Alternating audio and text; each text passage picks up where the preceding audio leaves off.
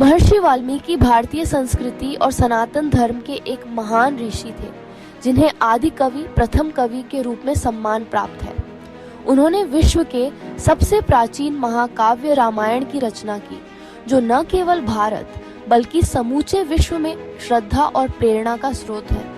उनका जीवन ज्ञान, तपस्या और भक्ति का अद्भुत उदाहरण प्रस्तुत करता है। महर्षि वाल्मीकि के प्रारंभिक जीवन के विषय में विभिन्न मत प्रचलित हैं। एक कथा के अनुसार उनका जन्म एक ब्राह्मण परिवार में हुआ था एवं उनका नाम रत्नाकर था। लेकिन जीवन परिस्थितियों ने उन्हें डाकू बनने के लिए विवश कर दिया। वह जंगलों में यात्रियों को लूटता था। एक दिन जब उन्होंने महर्षि नारद को लूटने का प्रयास किया, तब नारद ने उनसे प्रश्न किया कि क्या उनका परिवार उनके पाप कर्मों में सहभागी है? क्या तुम्हारा परिवार तुम्हारे पाप कर्मों में सहभागी है?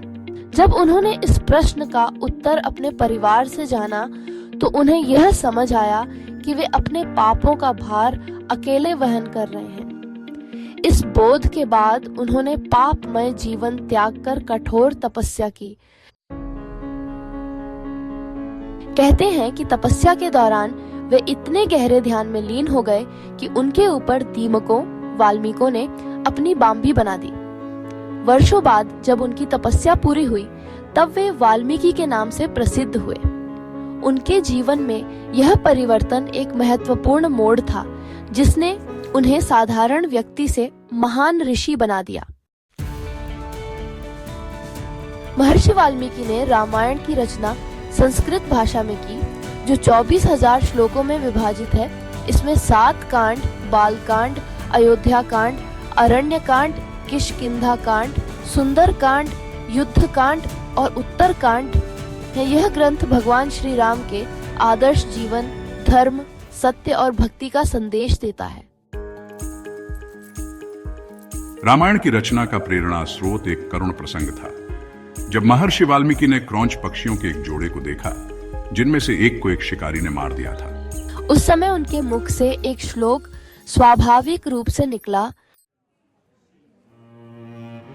मां निषाद प्रतिष्ठाम त्वमगमः शाश्वतीः समा यत् क्रौंच मिथुनादेकम अवधीः काम मोहितम आयकियाज आत्थ आयशियाजिया।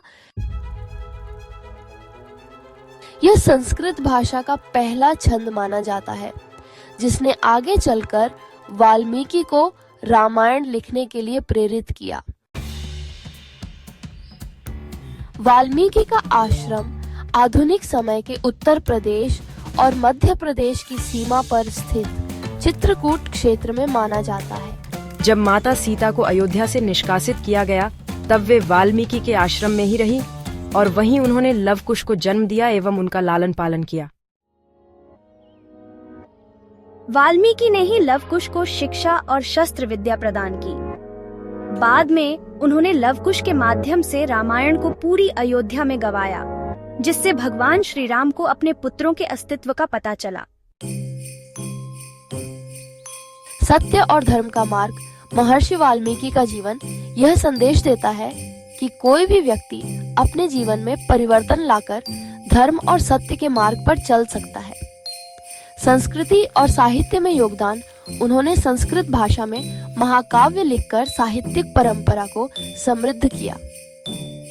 करुणा और भक्ति, उनकी रचनाओं में करुणा, भक्ति और जीवन के आदर्श मूल्यों का अद्भुत संगम देखने को मिलता है।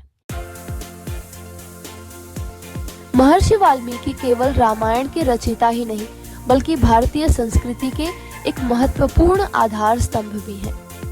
उनका जीवन यह प्रेरणा देता है कि कोई भी व्यक्ति आत्म साक्षात्कार और तपस्या के माध्यम से उच्चतम आध्यात्मिक शिखर तक पहुंच सकता है।